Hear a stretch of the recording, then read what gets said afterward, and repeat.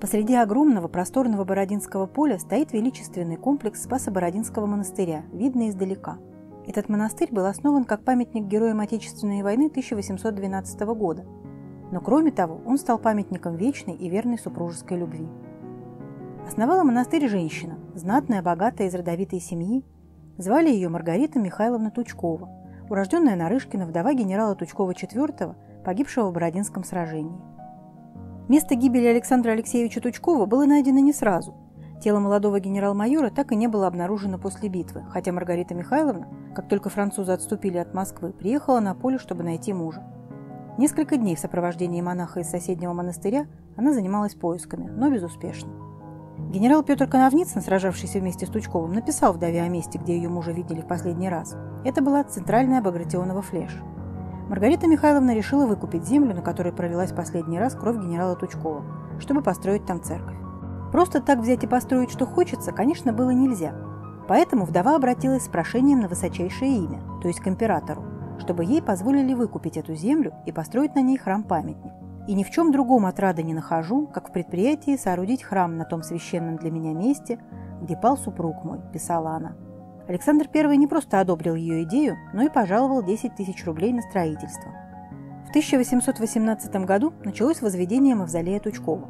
Имя архитектора, кстати, установили только недавно. Это знаменитый итальянский зодчий Доменико Жилярди, много строивший в Москве, в том числе и для Тучковых. Храм был спроектирован в форме античного мавзолея и украшен лепкой и картинами на военную тему. В 1820 году его осветил архиепископ московский Августин. Над правым клиросом Маргарита Тучкова собственноручно установила полковую икону Ревельского полка, образ Спаса Нерукотворного. Эту икону при прощании в начале войны отдал ей муж. Долгое время один только Спасский храм и стоял здесь, посреди защитных укреплений, получивших прозвание Багратионовых Флешей. 26 августа 1812 года здесь было самое пекло боя. На эти укрепления был направлен основной удар французов. Атаки вела огромная 40-тысячная группировка во главе с маршалами Даву и Неем. Обороняли Флеши дивизии и корпуса под общим командованием генерала Багратиона. К 10 часам утра французы захватили правую и левую Флеши, центральная же оставалась за русскими войсками. И когда подошла 3-я пехотная дивизия генерала Коновницына, все Флеши нам снова удалось отбить. Не зря памятник дивизии Коновницына установлен именно здесь, на центральной Флеше, около мавзолея Тучкова. К полудню, после ранения Багратиона и прибытия к французам подкрепления, нашим войскам пришлось оставить эти позиции и отступить к деревне Семеновской за овраг. Но Тучков IV этого уже не увидел. Он командовал бригадой в составе дивизии Коновницына и погиб при 5-й контратаке. Увидев, что Ревельский полк готов дрогнуть и перейти к отступлению, он сам схватил знамя и повел войска вперед. Буквально через несколько шагов он был сражен картечью. Солдаты пытались вынести командира с поля, но в тот же момент всех их накрыло градом французских пуль и ядер. Это передал Маргарите Тучковой генерал Коновницын, сражавшийся там же. Так, место для мавзолея было выбрано окончательно.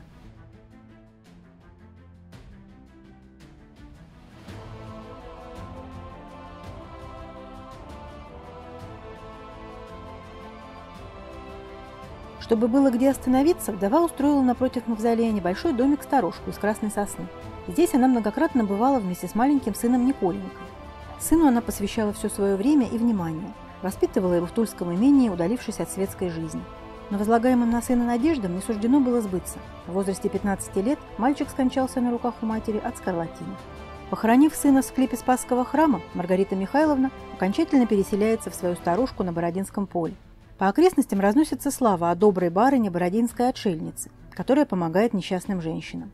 Сюда к Флешам начинают приходить вдовы и девицы, ищущие помощи и уединения. К 1833 году на поле Бородина образуется община, которая в 1838 году получает статус монастыря. Маргарита Тучкова приняла постриг и стала игуменьей Марии. Есть легенда. В день бракосочетания Тучковых к Маргарите подошел нищий юродивый и протянул ей палку со словами «Мать Мария, возьми посох». Насколько пророческими окажутся слова нищего, счастливые молодожены тогда даже не догадывались.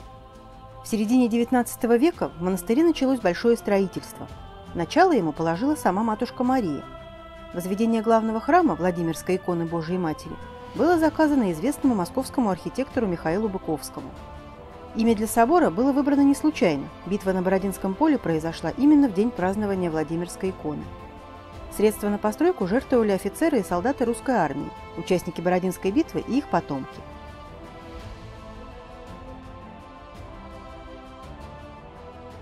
Составляя проект, архитектор заботился и о внешнем виде храма, и о его внутреннем убранстве, и о том, чтобы новые здания не заслонили мавзолей Тучкова и вообще не стояли слишком близко к центру, благодаря чему собор и вблизи выглядит еще грандиознее, чем издали. Кстати, поэтому же трапезная церковь, тоже высокая и стройная, поставлена у самой ограды монастыря, даже встроена в нее. У церкви длинное название – «Усекновение главы Иоанна Предтечи». И оно не случайно. В этот праздник со времен Екатерины II поминают воинов, погибших за Родину. Сейчас в этой церкви находится музей.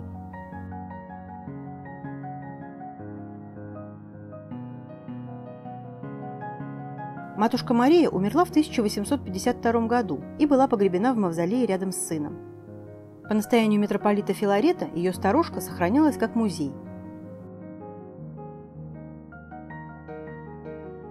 За пределами монастыря, у западной его стены, стоит небольшое четырехугольное здание монастырской гостиницы. В ней останавливался Лев Толстой, приезжавший сюда в ходе работы над романом «Война и мир».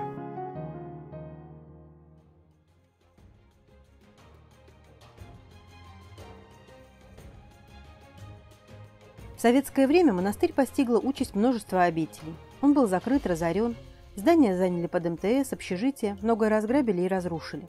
Исчез соборный иконостас, мавзолей Тучковых разорили. Рядом с монастырем стоит небольшая деревянная часовня, посвященная преподобной старице Рахиле, в миру, кстати, Марии. Рахиль провела в монастыре самые страшные годы его существования – гражданскую войну, красный террор. В Великую Отечественную здесь был госпиталь, а в ходе боев многое сгорело и было повреждено. Сгорела и старушка игуменья. Только к 150-летию Бородинской битвы наступил просвет, а чуть позже монастырь передали музею. Началась реставрация. В западную стену монастыря вмонтированы интересные барельефы. Они были сняты с московских триумфальных ворот, разобранных в 1936 году. Когда ворота решили восстановить, плохо сохранившиеся части отправили в переплавку. Музейные сотрудники успели спасти их чуть ли не из плавильни, отреставрировали, а для верности, чтобы никто больше барельефы не трогал, укрепили их в стене. Сегодня здесь соседствуют обитель и музей, сохраняя память о героях обеих отечественных войн и традиции, заведенные игуменьей Марией. Этот монастырь, стоящий на месте кровопролитного сражения, место с удивительной, умиротворяющей атмосферой, светлое и спокойное. Посетители, как паломники, так и простые туристы, чувствуют здесь тот же простор и величие, что и на всем Бородинском поле. Простор, над которым возвышается монастырь-памятник.